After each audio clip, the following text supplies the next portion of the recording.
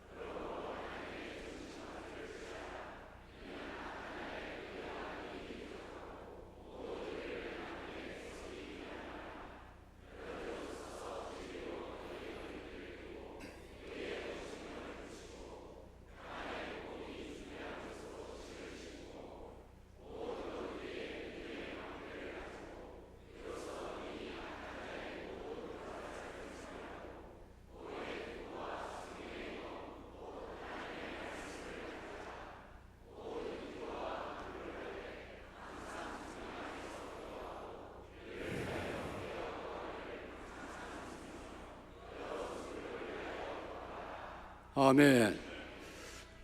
하나님 말씀을 성령의 검이라고 했습니다. 성령님이 사용하시는 칼이라고 했습니다.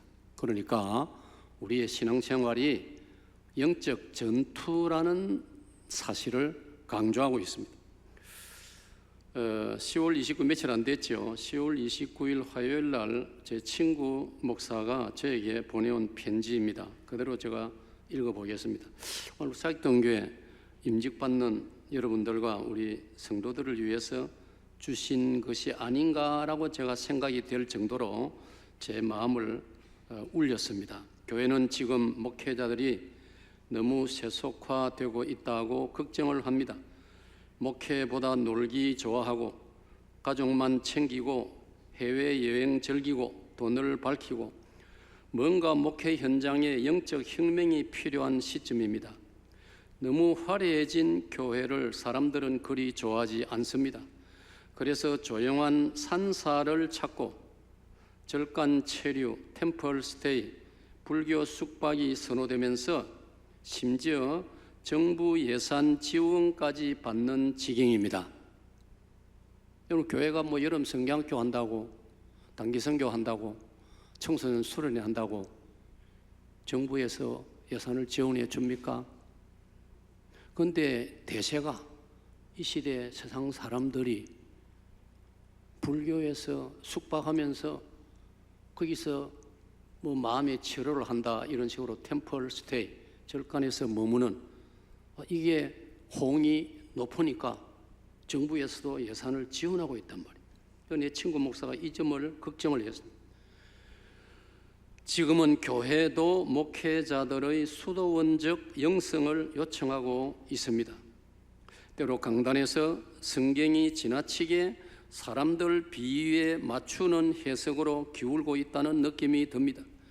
이 시대를 이끌 새로운 목사상, 새로운 교회상을 찾아볼 필요가 요구됩니다. 마음이 무거워지는 시간이 많아집니다. 종교개혁 기념주의를 앞두고 무슨 생각에서인지 친구가 이 편지를 보내왔습니다. 여러분, 이것은 우리 친구와 우리 다 목회자니까 우리끼리만 해당되는 말이 아닙니다. 오늘 우리 당회원 장로님 여러분들, 오늘 임직받는 중직자 여러분들, 그리고 우리 온 성도들에게 해당되는 한 신실한 목회자의 염려 어린 충고요 권면으로 우리 모두가 받아들여야 할 줄로 믿습니다. 제가 지난 주말에 남기창 목사 인천 예일교회 위임식 때 요 말 한마디를 언급을 했는데 여러분에게도 참석하지 못한 여러분들에게도 언급을 한번 하고 싶습니다.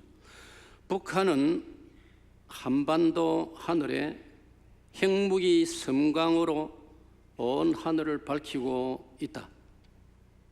남한은 돈을 수백억 들여서 불꽃놀이로서 하늘을 밝히고 있다.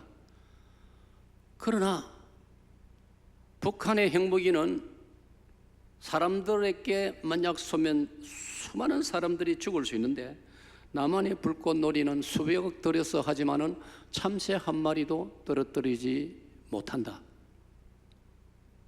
제가 남기창 목사 위임식에 이 이야기를 서두에 언급을 했습니다. 자, 오늘 이미 우리 목회자들, 이미 선배 또 은퇴하신 장로님들, 또 시무 중에 있는 장로님 여러분들, 그리고 우리 모두는 아까 에베소 6장 10절로 18절의 말씀 그대로 우리는 영적 전투의 부름을 받은 하나님의 군사들입니다. 아멘. 그래서 오늘 제가 좀 전투적인 그런 본문과 주제를 여러분에게 제시했습니다. 다 같이 한번 받읍시다. 영적 사령관이 되자. 여러분, 소설 가운데 이거는 역사 소설인데 제목이 1453이라는 소설이 있습니다. 영국의 역사학자 스티븐 이름이 좀 특이해요. 스티븐 스티븐 런치맨이라는 영국 역사학자가 쓴 책입니다. 자, 우리 여기 대학생들이나 청년들 여러분들은 조금만 신경을 쓰면 이 말을 알아들을 거예요. 1453 무엇을 다루는 소설 책일까요? 1453 알지만은 대답을 하기 싫다는 말인지 저는 역사를 좋아한다는 걸 성도 여러분 알고 있습니다. 1453년 5월 29일 날 이슬람 오스만 터키가, 오늘의 튀르키예 터키가 동로마 제국을 공격했습니다. 그리고 그날 1453년 5월 29일 날 이슬람 군대가 동로마 제국의 수도인 콘스탄티노폴 성을 함락시켰습니다. 그 도시가 지금은 이름이 이스탄불입니다. 근 1000년 이상 에게해 동쪽 오늘날의 터키를 중심한 중동 지역을 지배하던 동로마 제국이 무너졌습니다. 동로마 제국은 여러분 사도행전과 요한계시록에 나오는 소아시아 7교회를 비롯하여 에베소 교회를 비롯하여 참 바울 사도의 선교의 발자취가 뚜렷하게 남아있던 그런 지역들이었습니다. 그게 7년 동안 기독교 나라로 7년 이상 기독교 나라로 존재하다가 1453년 5월 29일 날 이슬람에게 정복을 당하면서 오늘까지 600년 동안 계속해서 우리가 되찾지를 못하고 있습니다.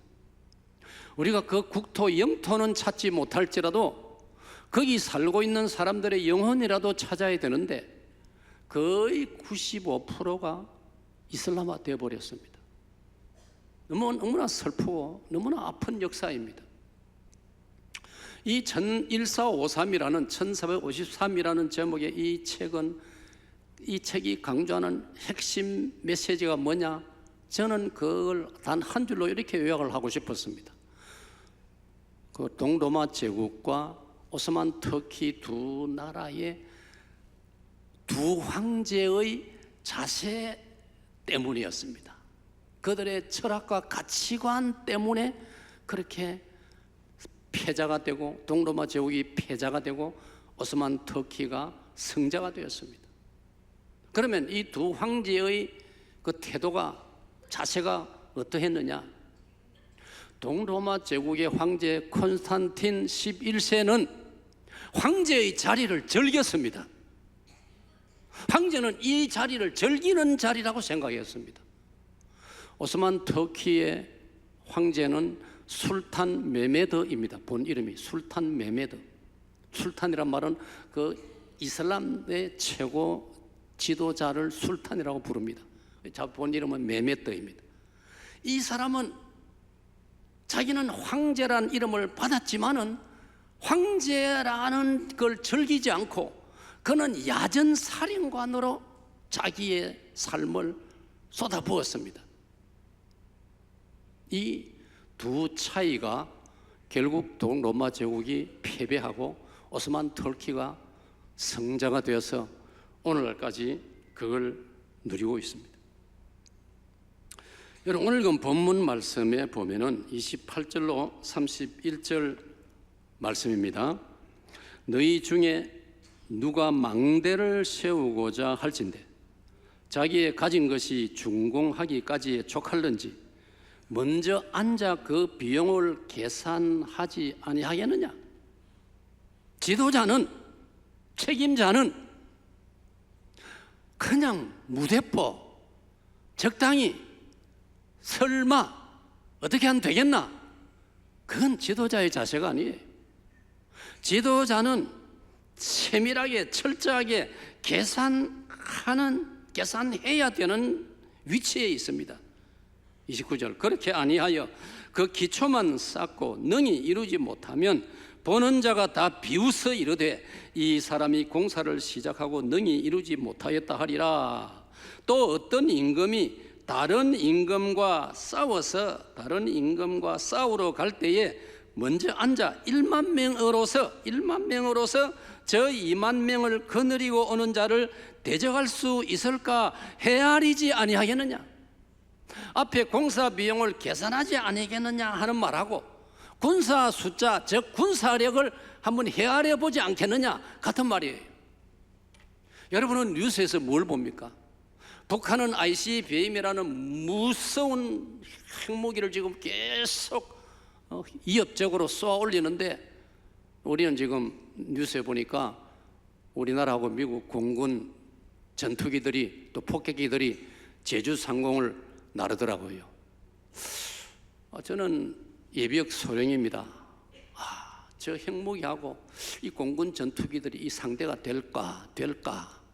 마침 오늘 여러분에게 설교하기 위해서 이 본문 누가 14장을 제가 묵상하면서 자연스럽게 그런 염려를 해보았습니다. 자, 첫 번째로 제가 지금 여러분에게 강조하고 있는 것은 사령관은 번쩍번쩍 빛나는 계급을 단 그런 사령관으로 만족해서는 안 되고, 사령관은 지휘관이라는 것입니다. 자, 다 같이 읽어봅시다. 시작. 우리 담임 목회자 그리고 성도들을 섬기라고 부름받은 우리 당회원 장로님 여러분들은 여러분 지휘관입니다. 계급이 중요한 게 아니고, 직분이라는 그 이름이 중요한 게 아니고, 나라는 사람은 하나님께서 지휘관으로 부르셨다. 그래서 이 지휘관이라는 이 의식이 철저했던 술탄 메메드하고, 지휘관이라는 의식이 별로 없고 나는 무사람이 부러워하고 무사람이 우러러보는 황제라는 이름이 더 좋아라고 거기에 매몰되었던 콘스탄틴 11세 동로마 제국 황제, 차이가 나는 거예요. 사령관은 화려한 직분이 아니고 사령관은 목숨을 내걸고 군대를 지휘해야 되는 지휘관이란 말이에요. 받읍시다. 지휘관. 성도 여러분, 아이고 목사님 우리는 뭐 그러면 쫄배이니까 괜찮네요. 아니에요. 직책에 뭐 차이는 있어도 우리 모두는 하나님 앞에서 이 세상과 악의 세력을, 마귀의 세력을 대항하여 싸워야 되는 한 사람 한 사람이 모든 그리스도인은 지휘관인 줄로 믿으시기를 축복합니다.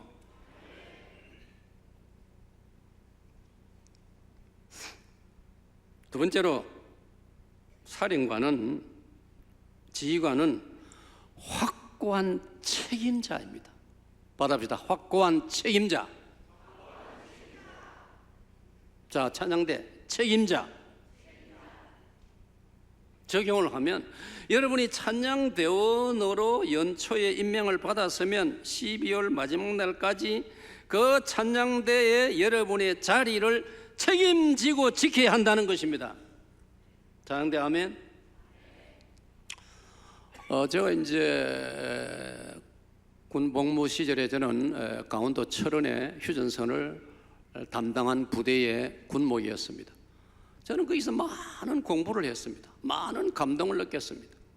저 서부 전선에서 동해안까지 155마일 길이의 이 휴전선을 낮에는 멀찍이 이 감시탑을 세워가지고 뭐 제 기억으로 한 300m의 탑 하나씩 해가지고 지켜도 괜찮아요. 그렇게 이제 병사가 올라가서 지킵니다. 밤이 되면은 아주 가깝게 구덩이 속으로 들어가가지고 2인 1조가 돼가지고 눈을 부릅뜨고 뚫어지라 철조망 북쪽을 향하여 지키고 있습니다. 만약 거기에 한 구멍만, 한 참호만 게을러가지고 보초를 서면서 잠을 자거나 아니면 빠져버렸다면 적군은 그걸 노리고 그리로 침투해서 엄청난 문제를 일으킬 수 있는 것입니다. 사령관은, 지휘관은 그 점에 있어서 최고의 책임자입니다. 어느 해, 제가 군목으로 들어가기 바로 직전에 어느 해에 우리 휴전선에 바로 그런 일 때문에 북한에게 뚫렸습니다. 그래가지고 그 사단장이 완전히 옷을 벗기우고 저 중대장 소대장까지 모든 지휘관들이 책임을 다 물어서 해임이 되고 아예 그 부대 자체가 그 사단, 우리 남자들은 잘 알아듣습니다. 사단 자체가 이 사단은 무능한 사단이니까 휴전선을 맡길 수 없다 해가지고 저 경기도 가평에 있는 부대하고 바꿔버렸습니다. 아예. 그러니까 그 부대는 평생 부끄러움과 오점을 가지고 있는 부대가 되고 말았던 것입니다. 미국 워싱턴 DC의 백악관에 미국 대통령, 지금 조 바이든 대통령 책상 집무실에는 이런 명패가 놓여 있다라고 여러분이 우리 모두가 뉴스에서 보았습니다. 그 명패는 이런 글자가 적혀 있습니다. The buck stop here. 모든 책임은 여기에서 멈춘다. 모든 책임은 여기에서 끝난다. 바꿔 말하면 미국 바이든 대통령은 뭐가 잘못되고 뭐 잘못했을 때 이제 국무장관 책임이야, 우리 국방부 장관 책임이야, 그렇게 안 한다는 겁니다. 바이든 대통령 자기의 철학은 모든 책임은 내게에서 끝난다. 바꿔 말하면 내가 최종 책임자다. 오늘 제가 긴 세월 목회하고 여러분도 긴 세월 신앙생활 들은 바가 있습니다. 때로 목회자는 당회를 핑계대고 당회는 목회자를 핑계대고 우리 사역동교회 이야기가 아니고 오늘 이런 시험에 드는 교회들이 많습니다. 그러면 안 되는 거예요. 죄송합니다. 감사하게도 저는 단임 목회를 시작할 때 어느 날 새벽 기도를 하는데 개인 기도 시간에 하나님께 제 마음에 감동을 주었습니다. 바로 이 점이었습니다. 교회가 평안하냐 아니냐, 성도들이 행복하냐 아니냐, 교회가 부흥되냐 아니냐, 모든 책임은 담임 목사 너에게 있느니라. 하나님께서 저에게 그런 감동을 주셨어요. 그래서 제가 부족하지만 우리 원태자님도 다 계시지만은 저도 완전하지 못하니까 그런 어떤 표정을 그런 걸 보였을지도 있겠지요. 그러나 제 중심에는 모든 책임은 담임 목사인 나에게 있다. 그러면 오늘 우리 사회동의 당회 장로님 여러분들은 아이고 참 기분 좋다. 모든 책임은 담임 목사가 있다고 하구나. 내가 지금 여러분이 그렇게 해석할 사람 아무도 없지요. 그 담임 목사를 보좌하는 게 여러분 아닙니까? 그 담임 목사와 동력하기 위해서 부름받은 사람들이 오늘 여러분들이에요. 그러므로 따지면 다 한 사람 한 사람이 하나님이요 저에게 책임이 있습니다. 그 고백이 되어야 되는 거예요. 저는 오늘 우리나라 대통령으로부터 모든 여야 정치인 참 마음에 안 들어서 나는 여의도 저걸 없애면 좋겠다는 생각을 자주 하는데 모든 사람들이 이 정신을 가진다면 The buck stop here. 모든 책임은 여기서 멈춘다. 남에게 떠맡길 게 아니고 내가 책임을 져야 된다. 이런 정신을 가진다면 오늘 우리 대한민국이 북한의 젊은이들이 돈에 팔려가지고 10,000명 이상이 지금 러시아 우크라이나 국경 기도로 이동을 했는데 이 시급한 판에 오늘 대한민국의 대통령부터 모든 위정자들이나 모든 공무원들이나 우리 모든 장병들이나 우리 모든 한국 교회 성도들이 정말 지금 비상사태라 생각하고 정신을 차리고 모든 책임이 나에게 있다는 그런 정신으로 우리가 하나님 앞에 산다면 이 모든 위기도 극복해낼 수 있는 줄로 믿습니다. 모든 책임을 내가 진다는 정신을 오늘 본문은 어떻게 가르치고 있습니까? 26절 27절 말씀입니다. 자, 26절 27절 다 같이 시작.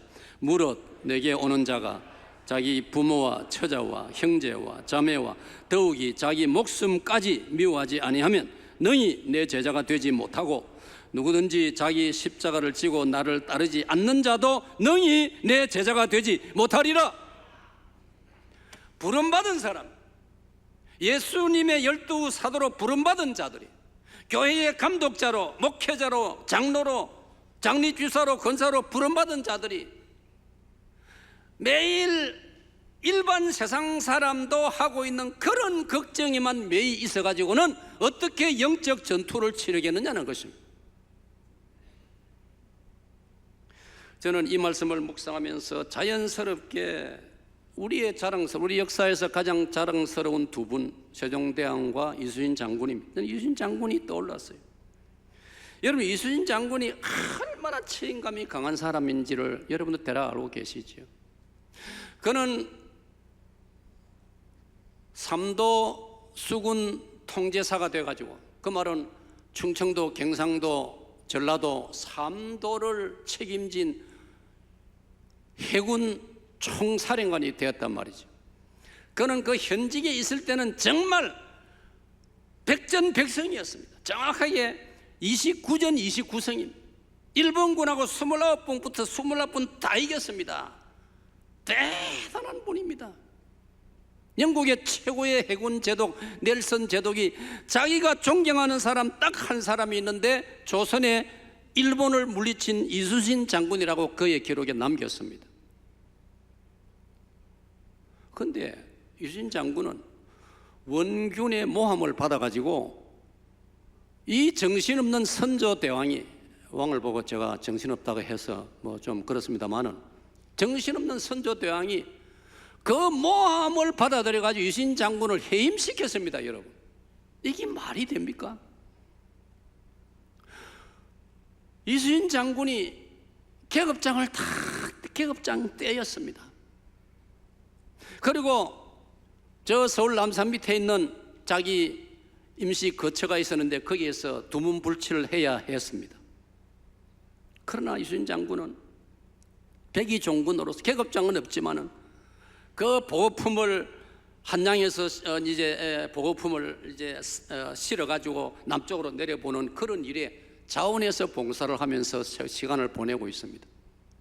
그런데 전세가 완전히 기울어서 완벽한 패배를 당할 시점이 되어서 이 사실이 선조대왕에게 보고가 되니 선조대왕이 급그 해임된 이순신 장군을 불렀습니다. 그리고 사정 부탁을 했습니다. 지금이라도 다시 저 남해 바다를 책임 맡아 주시오. 여러분, 이순신 장군은 나라를 위해서, 그때 이순신 장군이 남긴 유명한 말이 상류시비입니다. 신에게는 아직도 12척의 배가 있으니 전하여 걱정하지 마십시오 하면서 서울을 출발합니다. 제가 이번에 광화문 그 12.7 집회에 저는 광화문 쪽으로 갔는데, 이제 종로 3가 지하철역 내려서 걸어서 광화문까지 그 중간에 종강역이 있고, 그러니까 두 역 사이를 걸어서 이제 하도 사람들이 많으니까 가는데, 아이고 내가 그걸 걸어가다가 그걸 발견한 거예요. 비석을 발견한 거예요.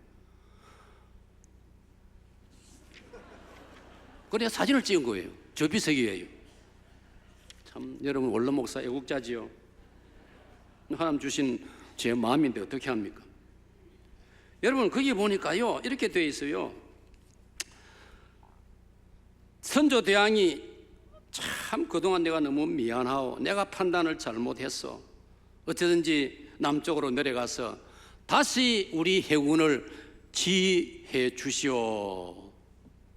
이순신 장군이 왕에게 인사를 하고, 아까 말한 대로 그 인사를 하고 아직도 배가 12척 남아 있다고 하니 임금이시여 염려하지 마세요 하면서 출발을 하는데, 종로 2가에서 저기가 이제 그 종로 3가하고 광화문 사이에 종로 2가에 그 인도 옆에 저 비석이 있더라고요. 그래서 제가 바로 저걸 찍어서 이제 우리 강한 목사 통해서 이걸 오늘 띄우라 그렇게 했습니다. 1597년, 이제 임진왜란 막바지거든요. 1592년에 전쟁이 시작돼 가지고 1597년 연말에 도요토미 히데요시가 일본 최고 통치자가 사망하면서 전쟁이 끝나게 되는 거예요. 그 직전의 이야기입니다. 1597년 4월 3일 종로 2가 저곳에서 출발해 가지고 무려 4개월이 걸려서 8월 1일 날, 합천 사람들 잘 들으세요, 합천 초계에 도착합니다. 초기 사람들 몰랐지요.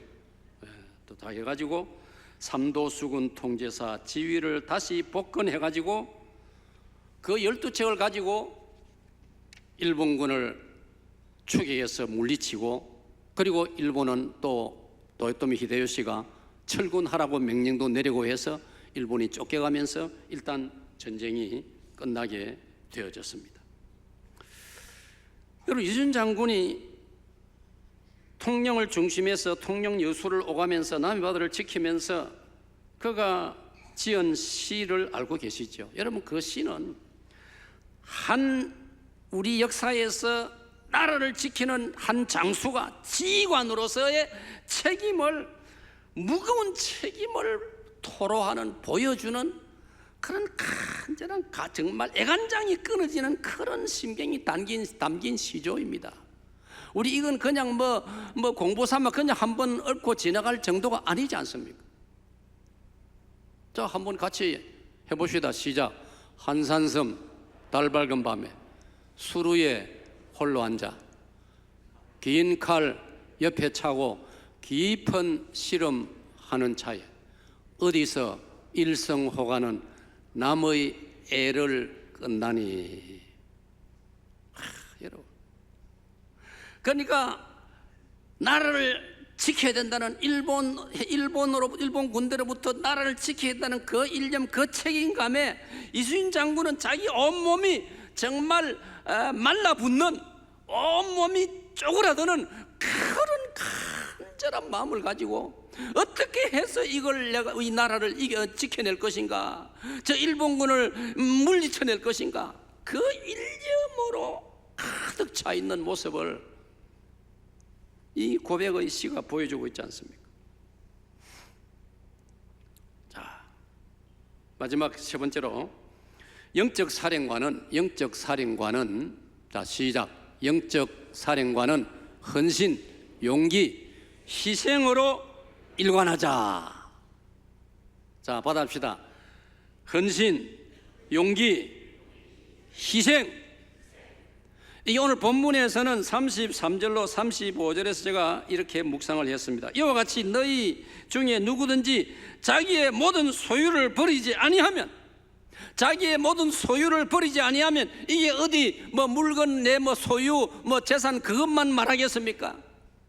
내가 그동안 관심 가졌던 이 세속적인 모든 것, 내 이기적인 모든 것, 이 모든 것 다 포기하고 내 한 몸을, 내 한 인생을 나라를 위해서, 이순신 장군이나 얼지문덕이나 이런 김종서 장군, 이런 분들을 예를 들면 오늘 저와 여러분이 이 역사 속에서 그런 인물들이 나라를 위해서 바치는 그 충정하고, 우리가 기독교 신자로서 하나님의 자녀로서 하나님 나라와 복음을 위해서 이 땅에 하나님의 뜻이 이루어지고 하나님의 창조 질서가 제대로 진행돼 가도록 우리가 얼마나 애간장을 태우고 있는가를 우리에서 한번 하나님 앞에서 우리가 고민해 보아야 되는 것입니다.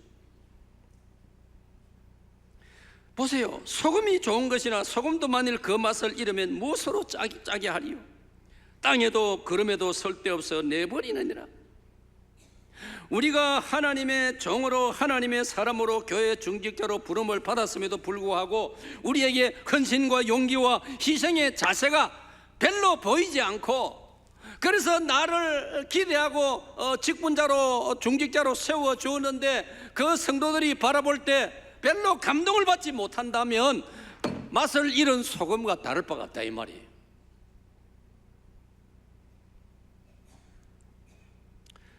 여러분, 구약 느헤미야 4장 23절에는 이런 말씀이 있습니다. 자, 여러분 읽어보세요. 정말 제가 감동받는 구절입니다. 평소에도 이 구절을 묵상하면 정신이 바짝 차려집니다. 시작. 나나 내 형제들이나 종자들이나 나를 따라 파수하는 사람들이나 우리가 다 우리의 옷을 벗지 아니하였으며 물을 기르러 갈 때에도 각각 병기를 잡았느니라. 얼마나 헌신적인 자세입니까? 밤이 되어도 옷을 벗지 아니하고, 여러 사람이 조금 눈 붙이려면 옷을 좀 제대로 벗고 누워야 그래도 휴식이 되지 않습니까? 옷을 밤에도 벗지를 못하고, 물 길러러 갈 때도 무기를 옆에 차고, 혹시나 적군이 기습을 하면 맞서서 싸울 수 있도록 얼마나 위대한 헌신의 자세입니까?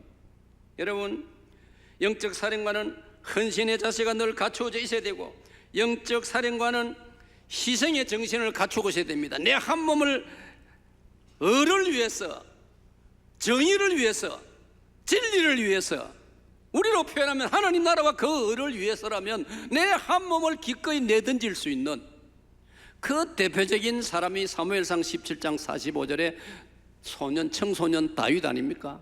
그는 청소년이었지만은 아직 군대에 징집될 나이가 안 된 14살밖에 안 되지만은 그는 하나님 이름을 욕하고 이스라엘을 모욕하는 골리앗 장군을 향하여 너는 칼과 창과 단창으로 내게 오지만 나는 네가 모욕하는 이스라엘의 하나님 여호와의 이름으로 네게 가노라 하고 다윗이 골리앗을 향하여 달려가매. 그래, 달려가매. 그냥 폼만 한번 잡고 신용만 내는 게 아니에요. 실제로 골리앗을 향하여 달려가는 그 다윗의 모습, 그게 희생의 자세인 것입니다. 영적 사령관으로서 희생의 자세인 것입니다. 말씀을 이렇게 맺겠습니다. 오늘도 주님은 우리를 향하여 말씀하십니다. 마태오 4장 19절에 나를 따라오너라, 나를 따라오너라. 예수님 말씀하십니다. 받합시다. 따라오너라. 여러분, 이걸 이렇게 깊이 묵상하셔야 됩니다. 우리는 어릴 때 자랄 때 우리 대한민국 군대 용어가 뭔지 아세요? 돌격 앞으로입니다. 지휘관은 뒤에 서고 쫄병들 앞세우고 뒤에서 지휘관이 총 들고 위협하면서 이놈들아 돌격 앞으로 해라. 어디서 나온지 모르겠어요. 정말 그 창피한 구호예요. 그런데 이스라엘은요, 예수님은 그렇지 않아요. 나를 따르라. 지휘관이, 사령관이 앞장서는 거예요. 오늘 당회가 앞장서야 되는 거예요. 수고하고 헌신하고 몸 바치고 물질 바치고 시간 바치고 해야 될 일 경우에 우리 당회가, 목회자가, 당회원들이, 그 다음에 중직자들이 줄줄이 앞장을 서야 되는 거예요. 제가 글을 읽어보니까 이게 나를 따르라가 히브리 말로 아크레입니다. 여러분, 이스라엘 군대 지휘 용어더라고요. 이스라엘 군대는 아크레입니다. 쫄병 너희들 돌격 앞으로가 아니고 나를 따르라, 아크레. 그래서 여러분, 중동 전쟁에서는 항상 이스라엘은요, 장교가 병사들보다 훨씬 비율로 따지면 몇 배로 전사를 많이 합니다. 왜? 지휘관들이, 장교들이 앞장서기 때문에. 그게 나를 따르라입니다. 할렐루야. 교회 감독, 교회의 영적인 사령관, 지휘관들이